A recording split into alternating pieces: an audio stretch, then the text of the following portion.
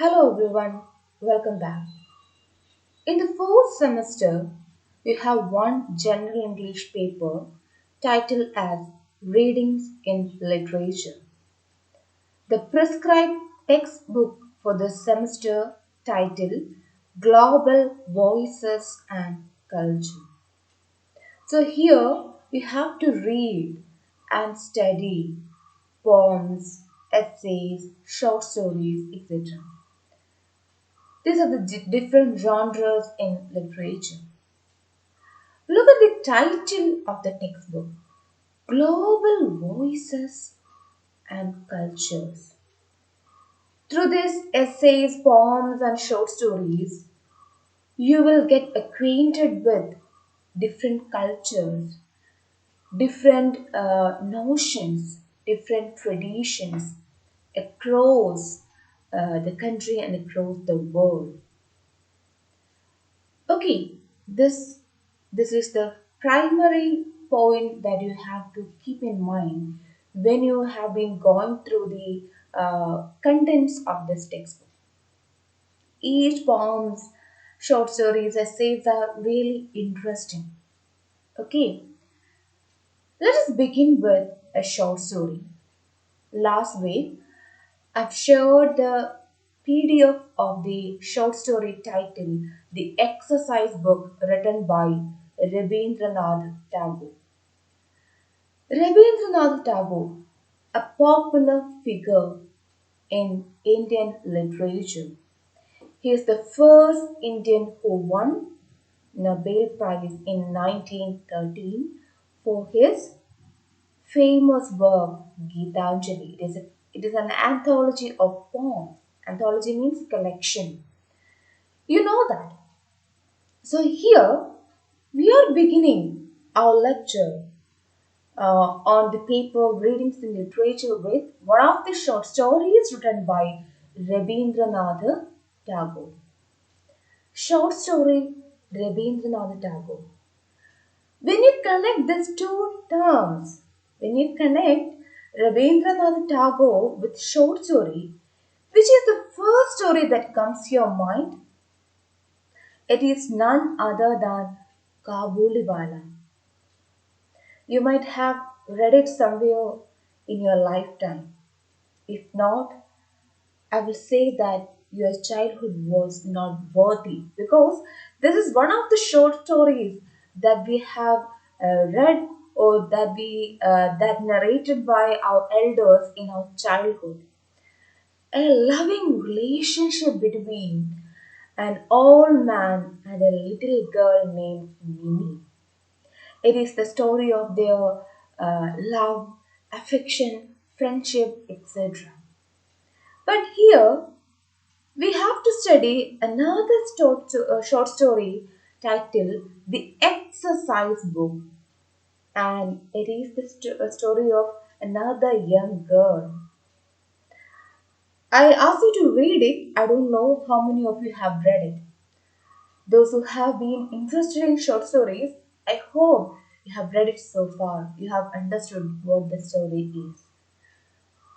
My duty is not only to narrate the story, but also to make you understand the deep insights or values or notions or themes or messages inscribed in the short story to the readers. Rabindranath Tagore, as a short story writer, he written short stories with great insights. When we go through these two short stories, Kabuliwala and the exercise book, the protagonist is a small girl, a little girl. It is the story of a little girl, but it gives us great insights. Let's begin from the title of the short story, The Exercise Book. In your childhood, you might have had a exercise book. Okay, here also, actually, it is narrating the story of a young girl, but it is titled as exercise book. Those who haven't read it, you might be confused. Why? Teacher, you said it is the story of a young girl, but you are saying that the title is exercise book. Actually, who is the protagonist? Then you have to decide. Okay, shall we move to the short story? And before we move on to the short story, let me tell you one thing. As I told you in the last semester itself, it is mandatory to buy the textbook. Don't think that the teachers will share the poems and essays with you. That's enough for you. But let me tell you, it won't be there in the Google Classroom forever. Once the storage is full, we are forced to delete it. Then after that, it won't be available to you. Okay, so either you have to download it or it is better to purchase the textbook because the textbook is not that much costly. So let me tell you that you must buy the textbook. Okay, let me move to the short story. Okay, I will share the short story with you. This is the short story. The exercise book written by Rabindranath Tagore. The little girl's name is Uma. She is a naughty girl. Look what the writer has written here. Uma became a great nuisance as soon as she learned to write. See, she became a great nuisance. Why? Because now she learned to write. Okay, she has possessed the primary education. She know how to write letters. On every wall in the house, she would draw unsteady lines and write with a piece of coal in big, unformed letters, raindrops on tree tops. Okay, so once she learned to write, not only Uma, every child, most of the children they used to draw some lines and they used to write something on the walls, either with a pen or a coal. Nowadays, they have been using pens because the coals are not available because we all are cooking in gas stoves or electrical stoves. But in earlier times, there were no gas stoves and we all are making foods using woods and also charcoals are available in all homes. So the children they used to pick some coals and they used to draw something on the walls. It's a great entertainment for them. So they are showing they learn they know letters. So this is the same thing Uma has also doing here. So here she wrote a sentence on the wall, raindrops on tree tops. What's the meaning? We don't know. Sometimes we are confused by the questions or what they have spoken by the children. So here she simply wrote raindrops on tree tops. She handed out the copy of Harida's Secrets under her sister-in-law's pillow and wrote in pencil on every page, black water, red water. So once she found a book under the pillow of her sister-in-law. So it is the book of Haridas. We know that some books were forbidden. So this is one of the books in Bengali literature which is forbidden to read. Haridas Secrets. So anyway, once Uma found it under the pillow of her sister-in-law and she wrote with a pencil, black water, red flower. With huge scrawled letters, she obliterated most of the auspicious dates in the almanac kept for the household's constant use. And another day, she picked the almanac, Panjangam, and she obliterated, she destroyed the almanac with scrawled letters. So it has been in use in the house, but she destroyed it. Right in the middle of the credits column in her father's account book, she wrote, "He who writes and studies hard will one day ride a horse and cart."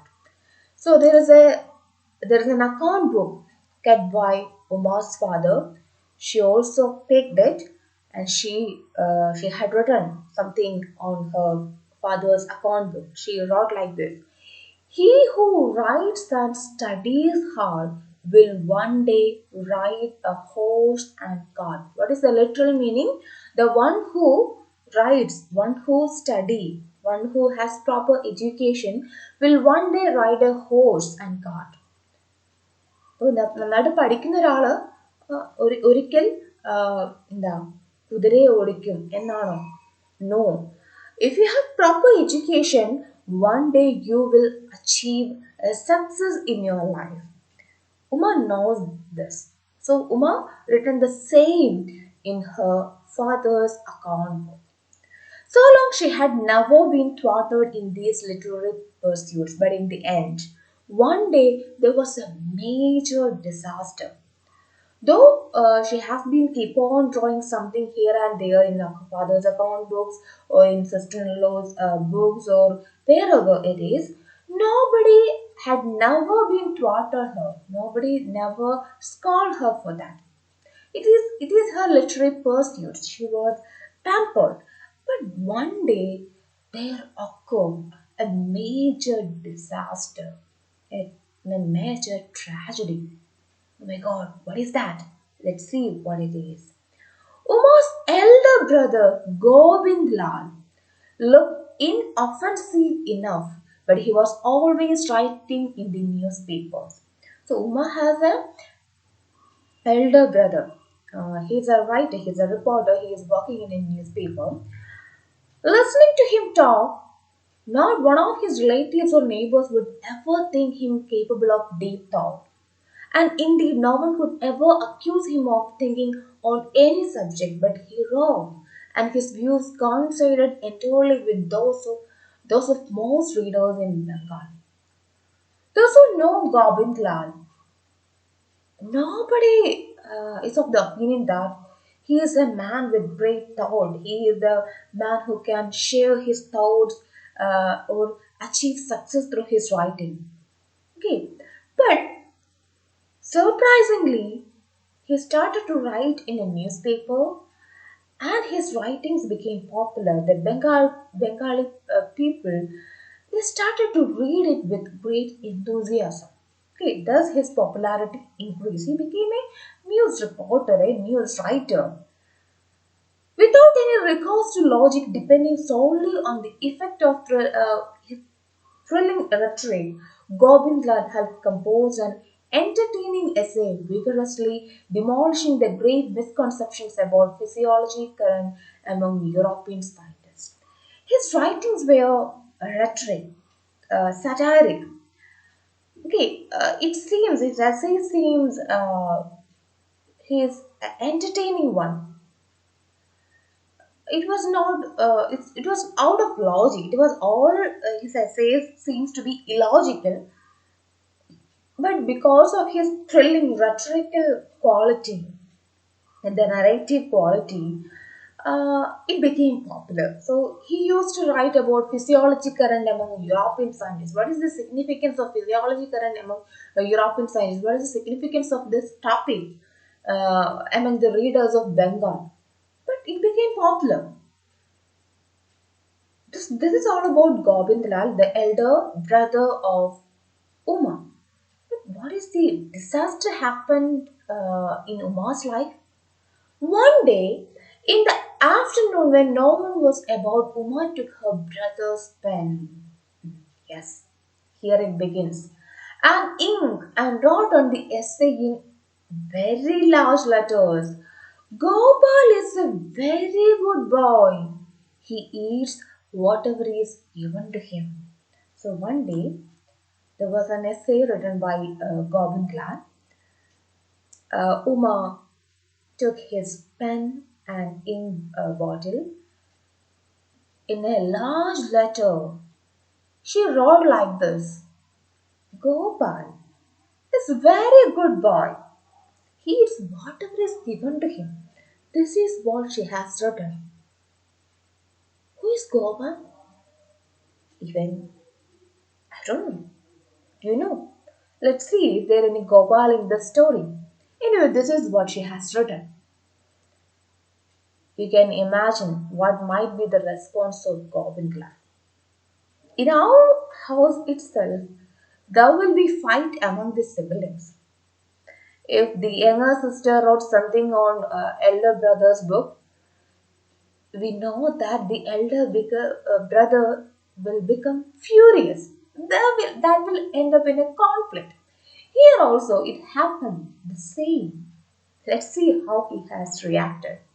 I do not think that by her use of the name Gopal, Uma had intended any special reflection on the reader's brother's essay. Even the writer says, uh, even I don't know what is the real intention of using the name Gopal. Whether she has read this name in Gobind Lal's essay. Anyway, she written like this. But her brother's anger knew no bounds. When he saw this, he became very furious. Oh, she has written on my essay. First, he beat her. Yes, the first response.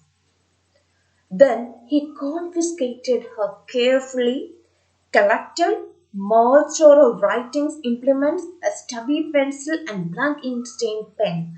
The humiliated girl, unable fully to understand the reason for so severe a punishment, sat in the corner of the room and began to cry. What did he do? First, he beat her. Then he collected all the belongings of confiscated. He collected, അല്ലേ തട്ടിപ്പറിച്ചു confiscated all the writing belongings of Uma and asked her to sit in one of the corners. She didn't understand. Oh my God, what did I do? I used to write everywhere wherever I wish.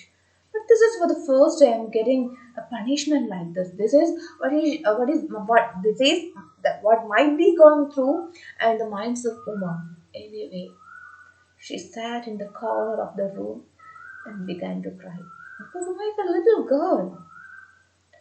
After the periods of discipline was over, Govind Light somewhat remorsefully returned Uma's looted property.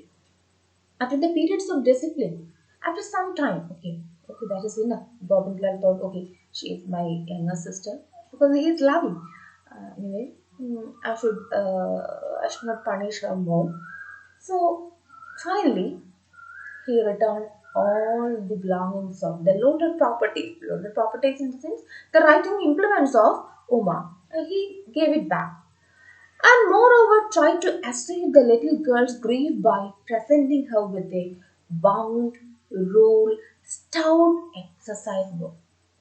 Anyway, he thought somehow I want to pacify her.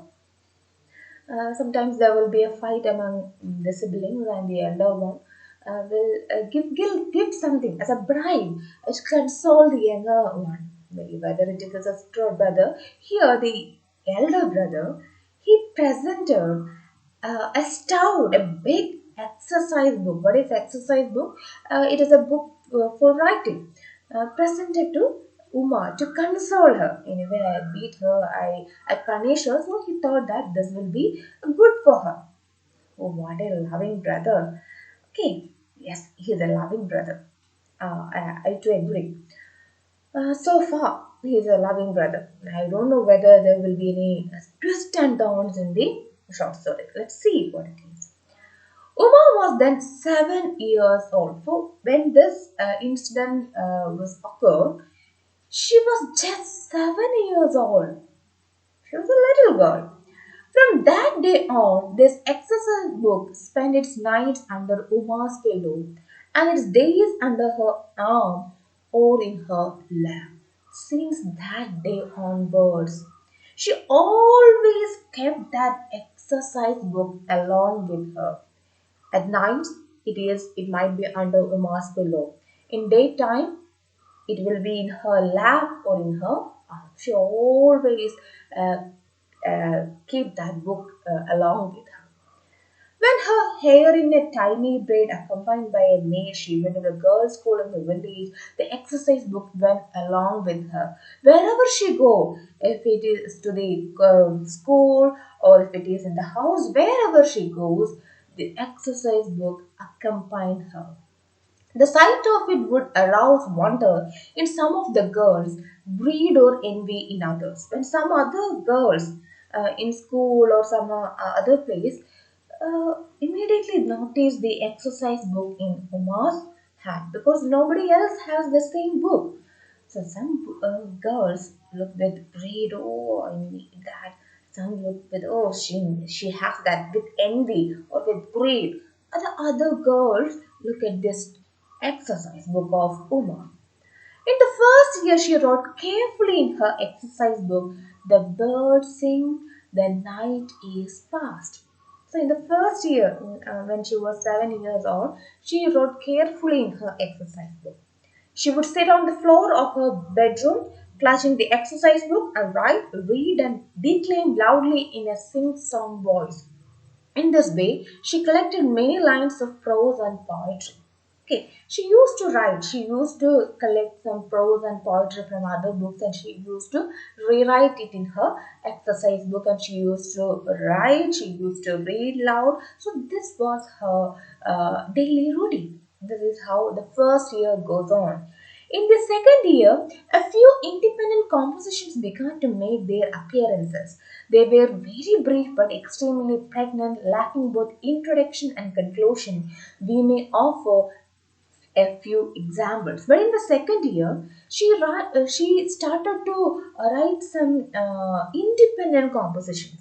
She used to copy something from other books. Along with that copying, she used to write something of her own, some lines of her own. But it was full of ideas, but it lacks introduction and conclusion. It was very difficult to understand what she has intended, what is the meaning she meant. So, but it is a meaningful one. Below where she had copied out the tale of tiger and heron from Kadhamala. Kadhamala, like Aesop stories, it is a collection of stories in Bengali literature. She used to copy out the tales from this book. You would come across a line not to be found in Kadhamala. So when you have been reading what she has copied from Kadhamala, you will come across a line. The line is like this: I love Jashi very much. This line, I love Jashi very much. You can see that along with that copy. But this is not in Kadhamala. But this sentence, it is a meaningful sentence, but it is difficult to understand. What does it mean? Let no one think that I am about to tell a love story. So immediately, the author Rabindranath Tagore, he is narrating. He is in advance. He is saying that don't think that I am going to narrate the love story of Uma. It's not a love story. Jashi was not an 11 or 12-year-old boy of the neighborhood. Okay, Jashi, it's not a boy. It's not a name of a boy. She was an elderly servant of the household, her real name being Jashoda. So, I love Jashi very much. This is what Uma has written. Actually, she meant that she loved Jashoda, the elder servant of her house. It's not the name of a boy. But it is impossible to gauge the real nature of the little girl's feeling for Jashi from this one sentence. Why? before that, let me tell you why Rabindranath Tagore uh, interrupted the story and tell like this. I'm not going to tell a love story because there was a prejudice notion in every human being. Even we might have think, okay, I love Jashi. Jashi might be a boy. This is what the perspective of the society. We always think like this. We don't think what is the another aspect. There might be another aspect. We don't think like that. This is the prejudice mentality of human beings. So this is what the author is trying to exhibit. Anyway, he is also saying that this sentence is not enough to express the real feeling of Uma towards Jashoda. He who wished to write a reliable history of this matter would find a clear denial of the earlier statement just 2 pages later. Actually, there is a printing mistake, not he, she. Okay, we will understand it later. This is what the author is saying. This is not just one instance. Throughout Uma's compositions, one might note this fault of self contradiction. In one place might read, I will never speak to Hari again. Uma has written a lot of compositions like this. In a single reading, it will be difficult for us to understand what she meant. So once she wrote like this, I will never speak to Hari again. Oh my God, who is Hari? Is this another boy? See, don't think like that. Keep that your narrow mentality aside. She is not a girl of that type. It's not a boy. It's not a boy named Haricharan, but a girl schoolmate of Uma's called Haridasi. So Haridasi is the name of Uma's friend, and once she might be get annoyed with her friend. That's why she wrote like this. I will never speak to Hari again. But soon after, that was a statement which might uh, induce one to think that Uma had no dearer friend all the world than Hari. So it may clearly indicate that it is one of the close friend of Hari. Sorry, Uma. Next year, when the little girl was 9 years old, the strains of Chennai could be heard one morning in the house. It was Uma's wedding day. The groom was called Pyari Mohan. He was a literary associate of Govind Lal's.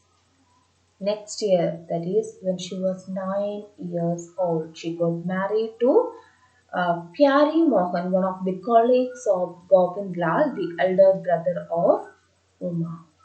See, early marriage. Can you imagine a 9 year girl is getting married? Especially in this contemporary society, it's not possible. 9 year old girl, it's a child. The girl should enjoy her childhood. But here, not here in the sense at that time, in earlier times, there exists child marriage. When the girl was about 9 or 10 years old, she will get married to a man of 20, 25, or 30 years old. There will be a huge age gap between the bride and the groom. This is the same thing happened with Uma. I feel pity on her. What about you? Let's see what happened later. Although he was not old and had received some education, his mind had remained entirely closed to new ways of thought. He is not a man of having proper education, but he always think that he was very highly close to new ways of thought. But he used to write in the newspaper, and he believes that he is a man of great thought. For this reason, he was very highly regarded by his neighbors, and Govind Lal tried to follow his example, though without complete success. So everybody regarded him as a man of great thought. There is a saying in Malayalam, Mukilla Rajate Murimukan Raja. So the Pyari Mohan was like that. Draped in Banarasi sari, her little face veiled. So it is her wedding day. She wore a Banarasi silk sari and her face was covered with a veil. You might have seen in Bengali wedding. Uma went weeping to her husband's house. She was crying, she was weeping. This is happening now also. After the wedding, all the girls, even including I did the same. I thought I should not cry. Why should I cry? Anyway, I'm going to meet my parents later. But they made me cry. This is what happened in my situation. I was very happy. Okay, I was about to leave, and immediately my mother hugged me and she started to cry. I can't control when she cried. When I looked at my father, his eyes were also wet, and my cousins, my sister, everybody is weeping. I was why? Okay, I tried to control, but they started to cry, and but I cried for one reason. I couldn't face my grandfather anyway. I said I won't see him, otherwise I won't leave. That's what I was determined. And I started to cry, but it happens because one the girl is getting married and she is going to another house. So so there will be a difference. So I don't know why is so. Even if she can come back and she has stay back here or whatever it is, all the girls used to cry. But here in Uma's case, it is not like that. She is just a 9-year-old girl, and she needs the attention and care of her mother and father. And here she started to weep. There is no surprise at all. Anyway, she's going to her husband's home and she is weeping. Her mother told her. Immediately, her mother came forward and told her something. Listen to your mother in law. Look what her Uma's mother is saying. Uma, you should listen your mother in law. Okay, obviously, you should not create any mess. Okay, you have to be careful, darling. See, okay, you should be darling. Attend to the household. You should do all the household chores. Don't spend all your time reading and writing, Uma. This is more important. Don't spend all your time reading and writing. This is what you have been doing here. But you should not do that in your in-laws. You have to be a responsible daughter-in-law. You should do all the household. Gobind told her after mother's advice. Gobind her elder brother, came and he said, "Remember not to scratch letters on the walls. It's not that kind of house. And for heaven's sake, don't scribble on any of Pyari Mohan's writings." So is it an advice or a warning? What does it mean? I feel like a warning. When a girl is getting married and going to some other house, is this the way I have to speak? Anyway, wherever we go, even if we are going to a relative's home to stay there for 2 days, usually our mother will say, even if it is a boy or girl, don't make any nonsense there. Be responsible, be careful. And if we are going to hostels, the same thing will say. But why is it like that? We have to do all the household. You should not read and write.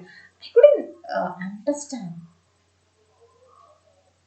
why I'm thinking like this because our thoughts has changed. But a man or woman of at that time, in earlier time, uh, they don't surprise to read or listen the wordings of Uma's mother. They will agree, okay, this is the right thing Uma's mother said. But for us, it's not acceptable.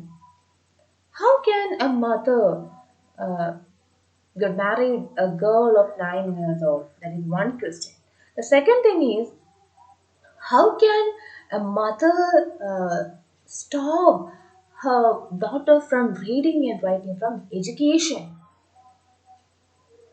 So the society, the social situation was not the same earlier. Anyway, Uma had to listen all the advices from her mother and elder brother. The little girl's heart caught. It trembled, listening these words. She realized that no one would make allowances for her in the house to which she was going. She understood there will be no one to support me in the house where I am going. Through many reprimands suffered many days, she would have to learn what they regarded as fault, what an offense, what an oversight. She had to face a lot of problems. Meanwhile, she learned what is regarded as fault, what an offense, what an oversight. Because she was not familiar with all this, she was enjoying her childhood. She had a lot of freedom in her own home. She can do whatever she wants. If she want to write something, she can write it. Nobody scholar her. But being in her in-laws' home, uh, she had to differentiate. This is wrong. This is right. This is an offense.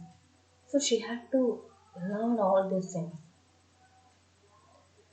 The Shadai was playing again that morning, but it is a doubtful whether there was one person in the crowd who understood what was going on in the trembling heart of that little girl, covered with ornaments in her veil and Banarasi sari.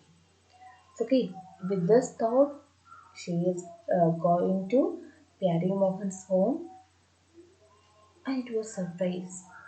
Is there anyone in that crowd who can understand the feelings, the emotions that has been going through in the mind of that little girl? There is one. Jashi went with Uma. It was understood that she would stay for a few days to settle Uma in her in-laws' house and then return. Okay. Jashoda accompanied Uma to her in-laws' house, not just for a company. Jashi's duty was to make her settle in the house, make her understand things, and come back. This was the assigned duty for Jashi. The kind-hearted Jashi, after much thought, took Uma's exercise book along with her. Nobody hasn't allowed, nobody haven't allowed her to take that exercise book, but Jashi, she was very kind. And there was a bond between them. So, without knowing anyone, uh, Jashoda, she took the exercise book of Uma along with her on her way to the Uma's in-laws home. The book was part of her maternal house. It was given to Uma by her brother. So this is a book. It belongs to her paternal house. Paternal means her father's house. A loving reminder of her brief stay in the house of her birth. A loving reminder of a brief stay. Uma has spent only 9 years in her own home. It is a brief time period. The rest of her life she has to spend in her husband's home. She's not allowed her to come back.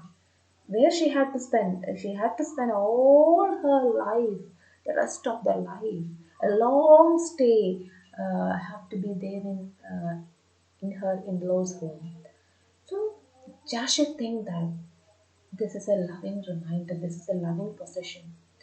Even if a girl is getting married at the age of 20 or 30 or 35, whatever the age is, she should have some personal possessions or personal reminder in her own home. So this exercise book, it is a close companion of Uma. Anyway, Jashi took it. In crooked, unformed letters, it told the abridged history of her parents' love and care for her. This book, this exercise book, it is it is a symbol of her parents' love and care. Why? It is gifted to Uma by her brother, not by her parents.